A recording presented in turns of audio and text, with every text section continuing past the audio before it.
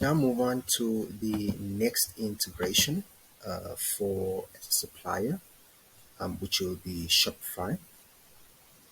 Now for the Shopify integration, it is also an automatic integration method, which you will find under integrations, Shopify integration.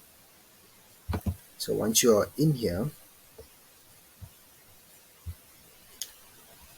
you will then come across your Shopify integration screen, and you just input your store name, your Shopify store name, or Shopify Store URL, which would be your store name.myshopify.com.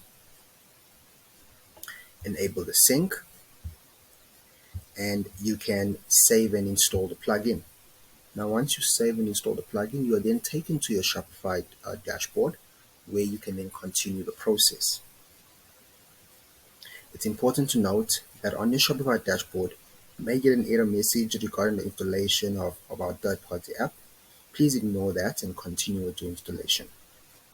With Shopify customers, there is a feature also to send Dropstore orders to your Shopify store, which you're able to enable this feature by just simply clicking on yes, and then save the settings.